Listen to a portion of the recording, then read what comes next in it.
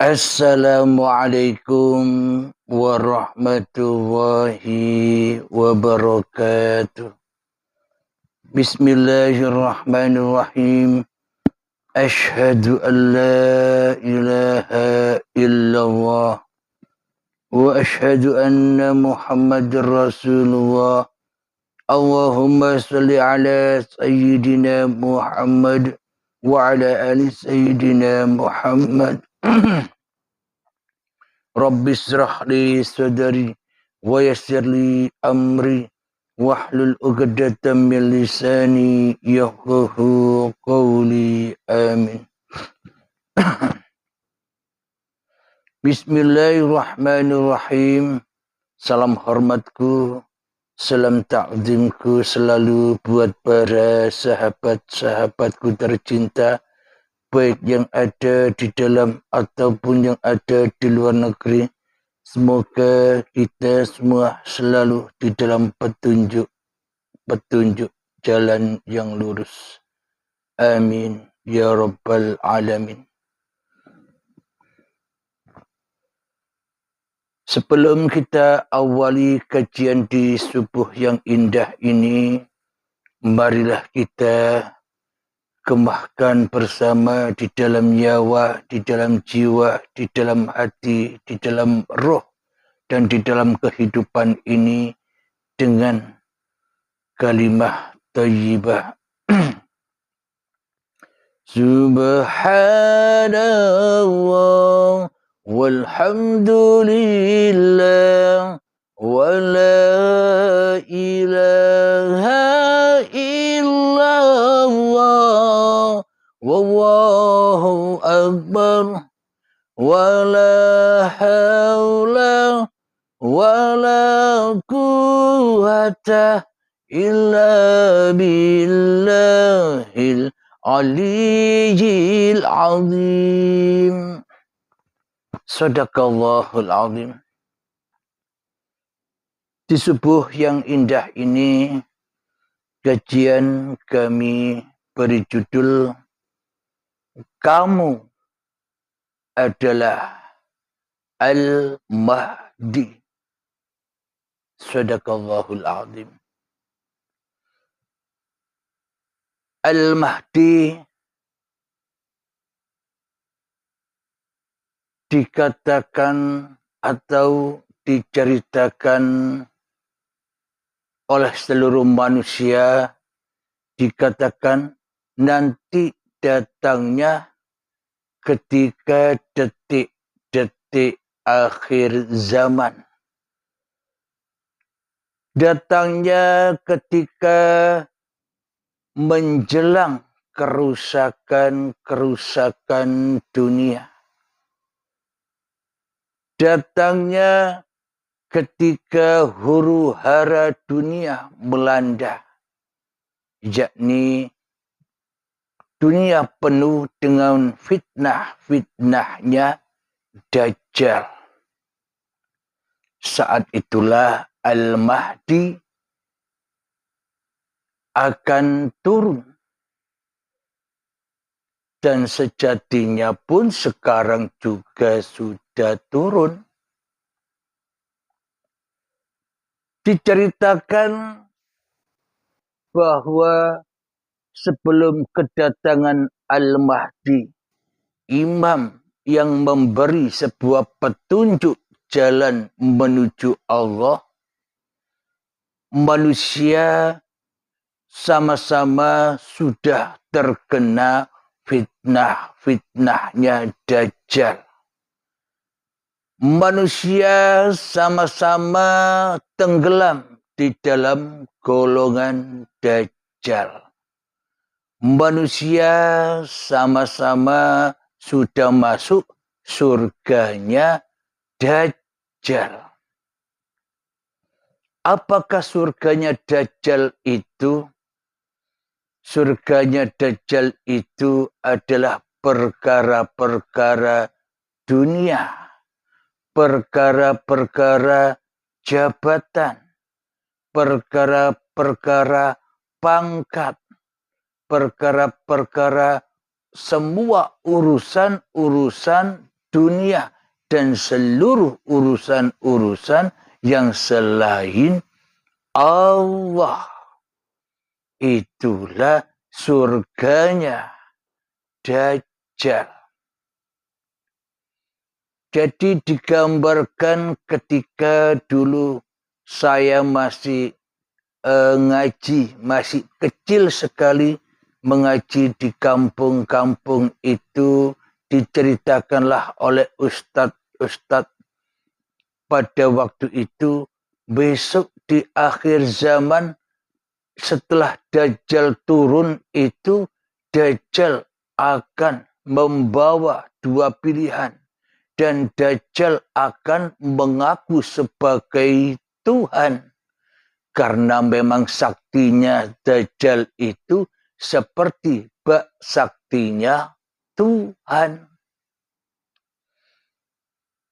Diceritakan Dajjal itu juga membawa surga dan membawa neraka. Apakah surga-surganya Dajjal itu?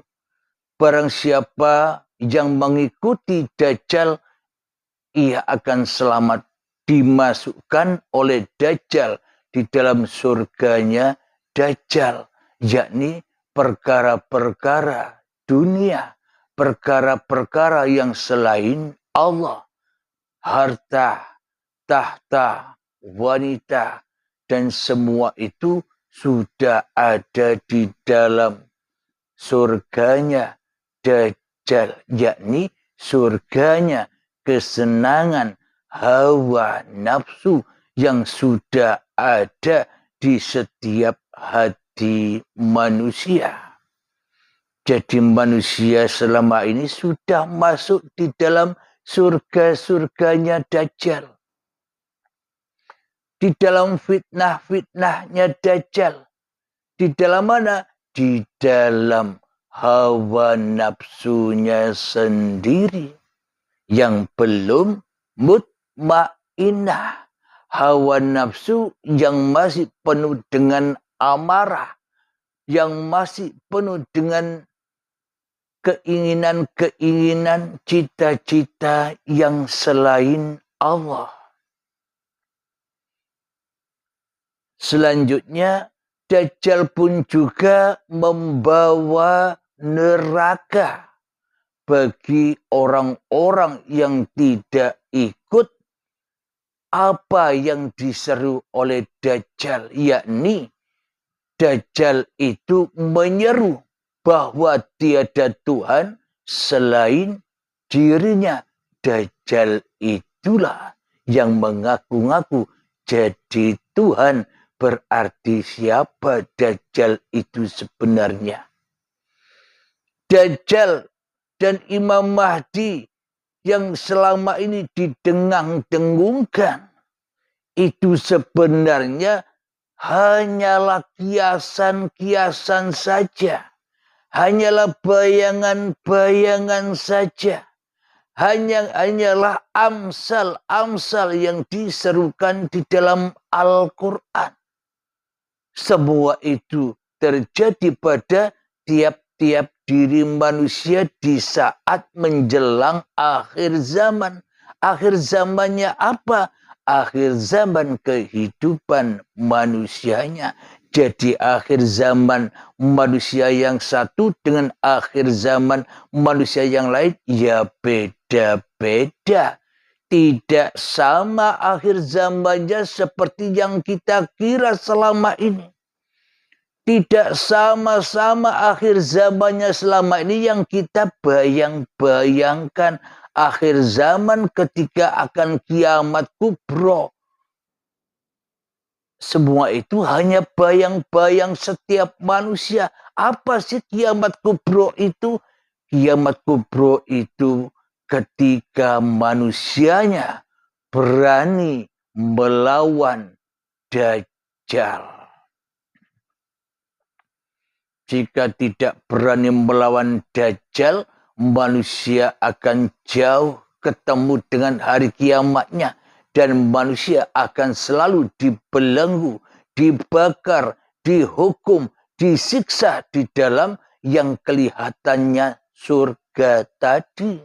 Surga tapi tempat pembakaran. Surga tapi tempat penyiksaan. Surganya siapa? Surganya Dajjal. Surganya hawa nafsu setiap manusia. Keinginan cita-citanya manusia terhadap selain Allah. Itulah surganya Dajjal yang diimpi-impikan oleh setiap manusia. Keberhasilan dunia yang selalu diimpi-impikan oleh setiap jiwa manusia yang rakus akan dunia. Sama halnya saya juga sama, seluruh manusia. Maka dari itu, ketika manusia ditawarkan oleh Dajjal itu sebuah surga, maka manusia berbondong-bondong masuk ke dalam surganya Dajjal, yakni kehidupan dunia yang mana di dalam hatinya masih teraku-akui bahwa hidup dan badan ini milik manusianya. Yang mana di dalam hatinya seluruh urusan kekayaan, pangkat, jabatan, apa yang ada di dalam hati manusia masih teraku-akui milik manusianya.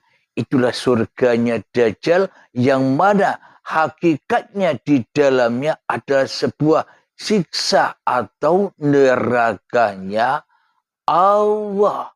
Siksaan Allah, kenikmatan setan atau kenikmatan Dajjal, tapi di dalamnya adalah jahannamnya Allah, kebalikannya. Ketika ada manusia yang membangkang dengan perintah-perintah Dajjal laknatullah ini digambarkan atau diceritakan dahulu ketika saya masih kecil, bahwa orang yang membangkang, yang menolak masuk surganya Dajjal itu akan digergaji badannya, dibagi menjadi dua. Digergaji mulai ubun-ubun ini sampai ke kaki, digergaji menjadi dua. Yakni digergaji sebanyak 3 kali. Gergaji pertama, setelah digergaji ditanya lagi, mau ndak masuk surgaku, kata Dajjal. Kalau belum mau, digergaji lagi. Setelah digergaji yang kedua, ditanya lagi, dihidupkan lagi, mau ndak masuk surgaku. Ketika masih menolak, digergaji lagi. Setelah 3 kali, sudah lulus manusia itu masuk ke surganya Allah. Seolah-olah tadi digergaji itu nerakanya Dajjal, tapi setelah disiksa oleh Dajjal, maka ia akan masuk surganya Allah. Jadi apakah makna dari digergaji 3 kali itu? Karena menolak untuk masuk ke dalam surganya Dajjal. Surganya hawa nafsu. Orang-orang yang menolak itulah yang dikatakan sudah mendapatkan al-mahdi, petunjuk dari Tuhannya untuk selalu menyeru dan selalu berjalan di jalan Tuhannya. Jadi yang dimasukkan surganya Dajjal dan yang disiksa oleh Dajjal di dalam nerakanya Dajjal itu semua bukan gambaran-gambaran yang sebenar-benarnya menurut jasmani, menurut syariat. Akan tetapi itu hanya amsal-amsal yang indah. Kiasan-kiasan yang indah dalam bahasa Al-Quran. Sungguh maha indahnya Allah dengan kalam-kalamnya. Kemudian ada hamba yang tidak mau dan menolak masuk surganya Dajjal, maka akan digergaji oleh Dajjal. Apa makna penggergajian kepada manusia yang menolak untuk beriman kepada Dajjal dan menyatakan di dalam hatinya beriman hanya kepada Allah, maka ia rela digergaji. Yang pertama, apa itu? Menggergaji dunianya, memutus urusan-urusan dunianya, memotong urusan-urusan yang selain Allah. Kuat tidak. Jadi maknanya ini ada hubungannya dengan baiat.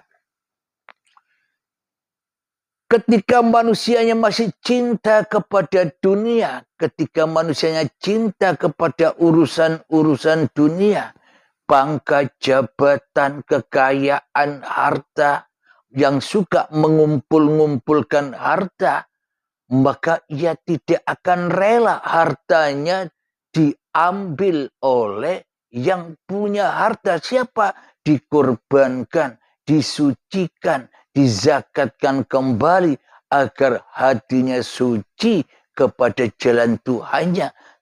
Maka manusia tidak banyak yang mau. Ibaratkan lautan itu adalah lautan manusia yang dipilih Allah, yang diselamatkan Allah hanyalah setetes dari air di lautan. Itulah Al-Mahdi, itulah orang-orang yang dikehendaki Allah, itulah orang-orang yang selalu membela agama Allah, dan itulah orang-orang yang selalu menjaga kesucian Allah daripada kesucian dirinya di hatinya, daripada kesucian Dajjal laknatullah. Jadi itulah penggergajian yang pertama, memutus manusia dengan urusan-urusan dunia. Bila sudah terputus, ditanya lagi oleh Dajjal, maukah kau beriman kepadaku dan masuk ke dalam surgaku? Bagi hamba-hamba yang sudah dikehendaki Allah, bagi hamba-hamba yang menjadi pilihan Allah, bagi hamba-hamba yang sudah nyata kewujudan Allah di hatinya daripada kewujudan diri manusianya di hatinya, maka ia rela ridho digergaji yang kedua kalinya, yakni menggergaji badannya, memutus bahwa sesungguhnya badan ini bukan milik manusianya, yakni memutus linapsinya menjadi lillahi ta'ala.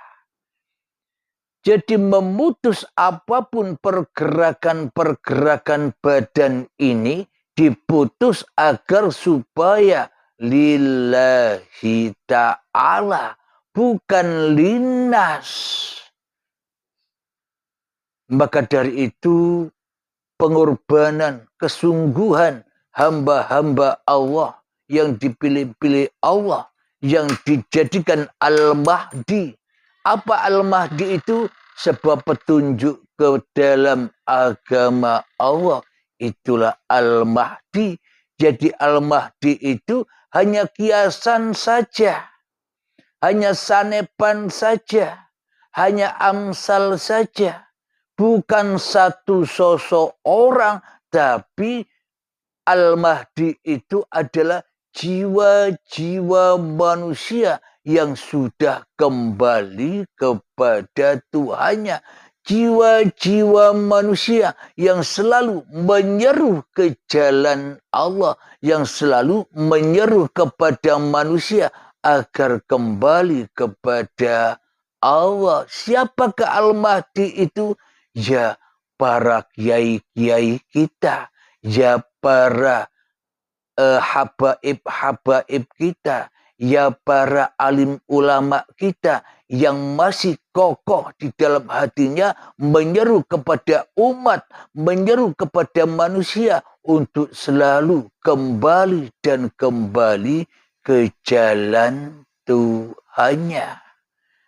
Jadi yang dimaksud Al-Mahdi itu ya para habaib, para kiai, para alim ulama, para ustadz yang selalu mengajarkan kepada santri-santri atau murid-muridnya yang mana selalu mengingatkan agar selalu lillah daripada linnas, agar selalu melawan dajjal, melawan kewujudan diri manusianya di hatinya daripada melawan Tuhannya yang mana digoibkan dan ditiadakan di hatinya. Itulah yang disebut Al-Mahdi. Para habaib, para ulama, para alim ulama dan para kiai serta para ustadz yang selalu menyeru-nyerukan jalan keselamatan kembali kepada Allah. Kalau menyeru tentang dunia, ya bukan Al-Mahdi namanya, tapi Dajjal. Kalau manusia masih menyeru kepada pangkat-pangkat dunia, itulah yang dimaksud Al-Mahdi itu bukan satu sosok orang, tapi tiap hati manusia yang sudah kembali kepada Tuhannya, yang berimamkan kepada uripe Allah yang selalu memberi dan memberi petunjuk-petunjuk di dalam kehidupan ini, di dalam Siratal Mustaqim ini. Kita lanjutkan lagi. Ketika sudah digergaji 2 kalinya, diputuskanlah badannya. Bila manusianya masih ngeyel dan tidak patuh kepada Dajjalnya, tidak mau dimasukkan ke dalam surganya Dajjal, maka akan digergaji yang terakhir kalinya. Yakni apa maknanya? Digergaji, diputus. Makna urip manungsanya diputus menjadi uripe Allah. Maka selesai sudah dari siksaan-siksaan Dajjal laknatullah. Jadi bila ingin bebas dari siksaan-siksaan dunia, bersegeralah baiat, bersegeralah kembali kepada Allah, bersegeralah mencari pembimbing-pembimbing yang mana bisa menuntun jalan kepada Allah. Pembimbing sudah banyak, para habaib, para kiai, para ustadz, itu pun juga pembimbing. Itulah Al-Mahdi yang menunjukkan manusia ke jalan Tuhannya. Anda harus berbaiat kepada mereka, kepada orang-orang yang menunjukkan jalan kepada Allah. Bila tidak, kita akan tetap masuk di dalam surganya Dajjal, yang mana sejatinya surganya Dajjal itu jahanamnya Allah. Dan nerakanya Dajjal kita diputus atau digergaji 3 kali tadi, maknanya syarat untuk masuk surganya Allah. Itulah yang disebut Al-Mahdi, rela, ridho demi Tuhannya, daripada rela, ridho demi hawa nafsunya di hatinya.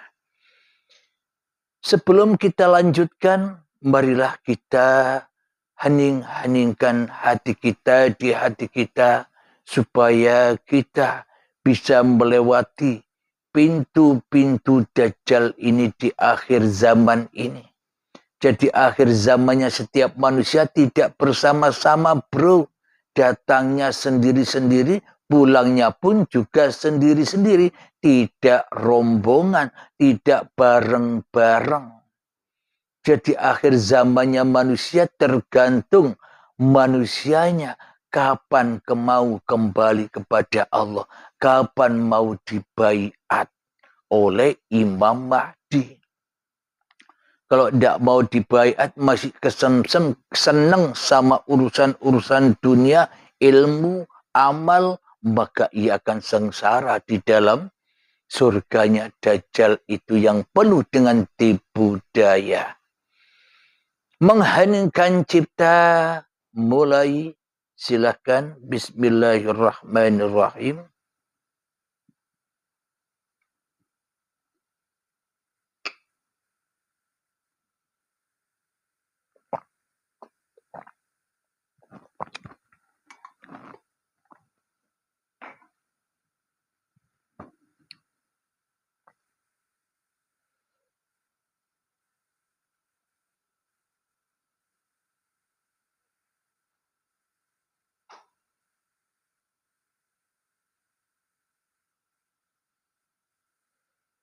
Mengheningkan cipta, selesai. Alhamdulillahirabbil alamin. Jadi penggergajian Dajjal kepada orang-orang yang tidak rela mengikuti Dajjal tadi bisa digamblangkan dengan tugas-tugasnya Al-Mahdi. Ketika turun ke dunia, tugasnya yang pertama adalah memerangi Dajjal.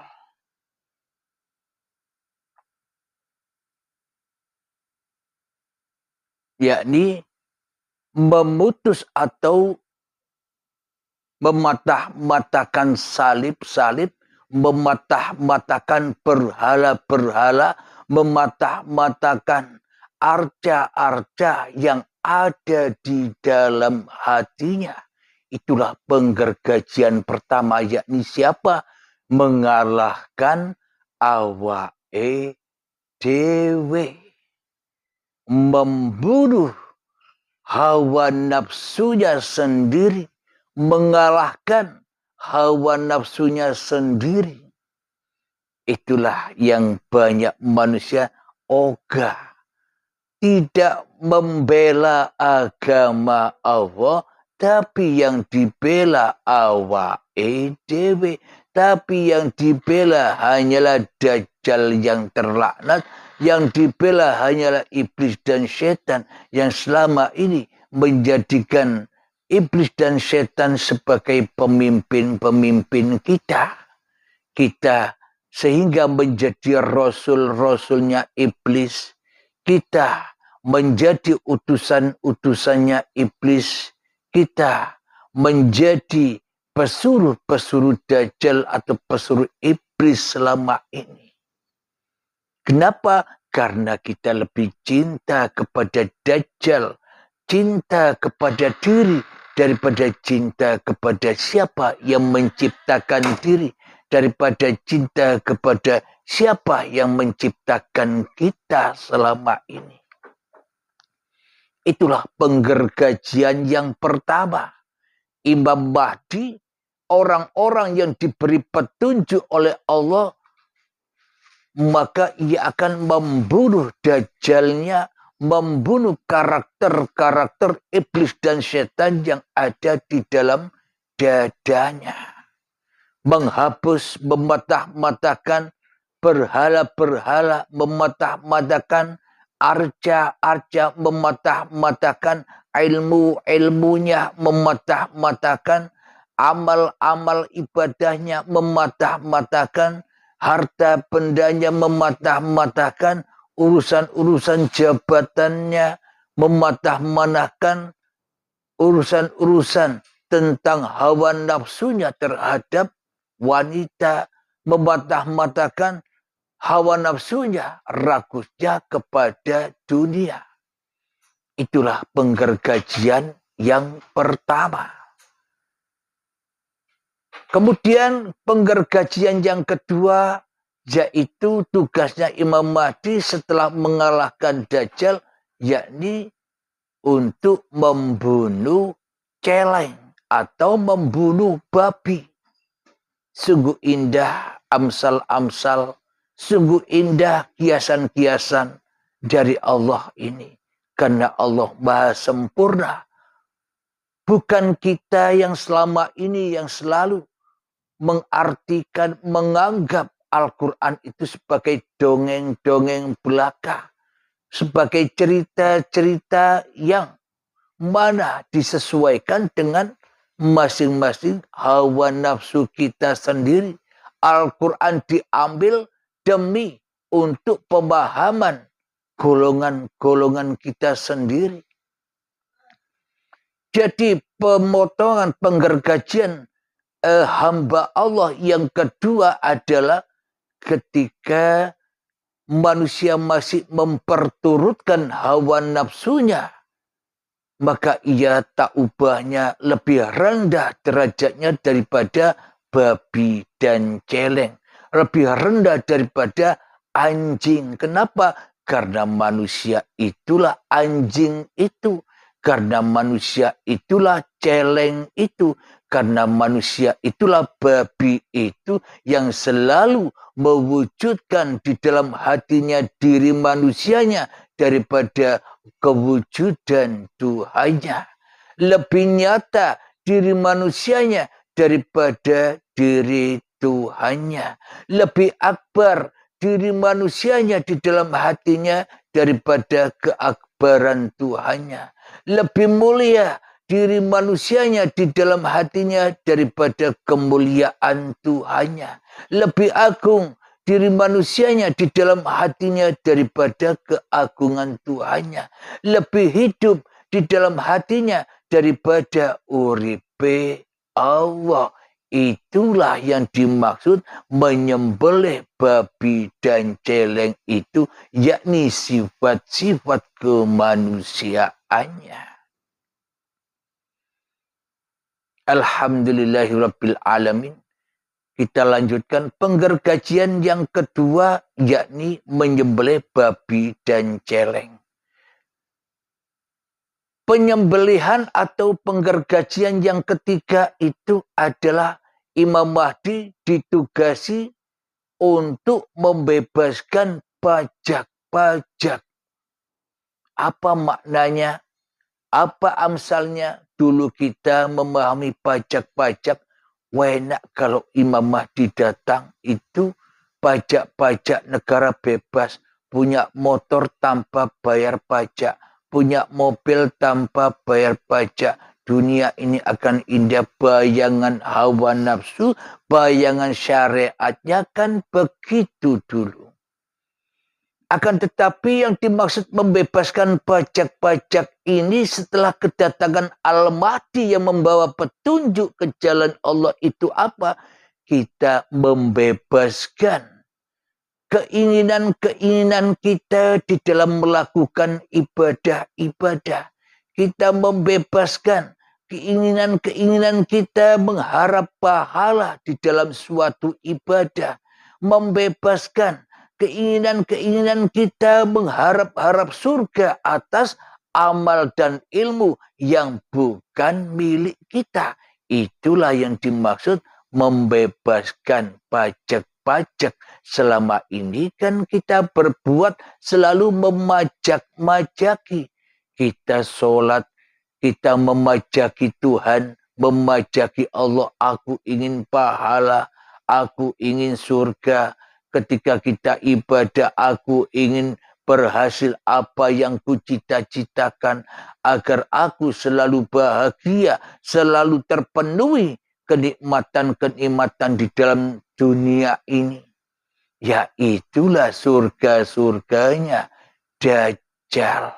Yang mana di dalamnya masih full penuh dengan urusan-urusan yang selain Allah. Tapi golongan kaumnya Al-Mahdi, umatnya Al-Mahdi berani menerima gergaji dari Dajjal, yakni digergaji urusan-urusan dunianya, digergaji badan yang selama ini diakui sebagai badannya, digergaji urip yang selama ini diakui sebagai hidup manusianya dikembalikan kepada uripe Allah, dikembalikan kepada badan milik Allah, dan dikembalikan kepada seluruh urusan-urusan dunia ini adalah af'alnya Allah. Maka suci bersihlah manusia dengan imamnya, bertempulah dengan imam yang selalu memberi petunjuk itu, yakni siapa?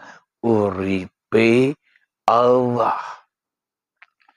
Jadi Al-Mahdi itu bukan sosok satu manusia, tapi Al-Mahdi itu kiasan hati orang-orang yang sudah kembali kepada Tuhannya. Orang-orang yang menyeru kepada jalan Tuhannya. Seperti habaib-habaib kita, seperti kiai-kiai kita, seperti para alim ulama kita, seperti ustadz-ustadz kita yang selalu menyerukan kepada manusia ke jalan Tuhannya, yang selalu menyeru kepada inna lillahi wa inna ilaihi roji'un. Itulah yang disebut Al-Mahdi. Siapa? Kamu semua itulah Al-Mahdi, manusia yang diuripe oleh uripe Allah. Alhamdulillahirabbil alamin. Semoga saya pribadi dan semoga kita semua selalu dan selalu dibimbing Allah ke jalan yang lurus. Menjelang kita menghadapi huru haranya dunia ini, maka titilah wassiratal mustaqim, maka titilah di dalam kehidupan ini sambil membawa tongkatnya. Apakah tongkatnya itu ada di rahasia baiatnya, tongkat kenabian, tongkatnya Imam Mahdi, maknanya tongkat petunjuk untuk menyusuri jalan hiruk pikuknya atau huru haranya dunia yang semakin mencekam ini, yang semakin berakhir ini. Maka banyak huru haranya, bila tidak memegang tongkatnya, maka kita akan masuk di dalam surganya Dajjal, tertipu daya oleh hawa nafsu kita sendiri. Semoga saya dan kita semua mendapatkan keselamatan sampai kepada Allah. Amin, amin ya rabbal alamin.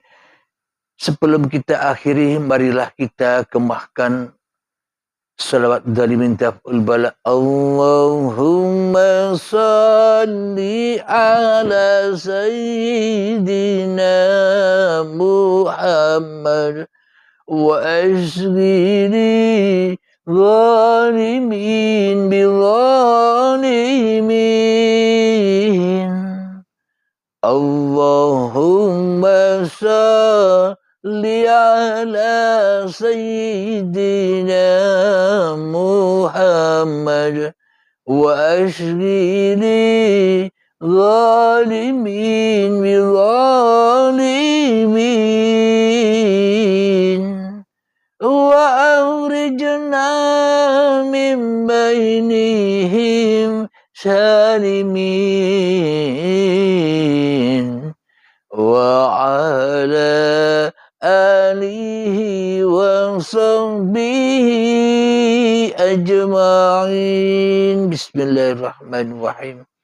Allahumma ya qadiyal hajat, Allahumma ya mujibad da'awat, Allahumma ya rafi'ad darajat, Allahumma ya muhillal muskilat, Allahumma ya syafiyal amrad, Allahumma ya kafiyal muhimmat, Allahumma ya dafi'al baliyat, Allahumma khtim lana bil iman, Allahumma khtim lana bil islam, bijahi sayyidil mursalin. Rabbana atina fid dunya hasanah wa fil akhirati hasanah wa qina adzabannar.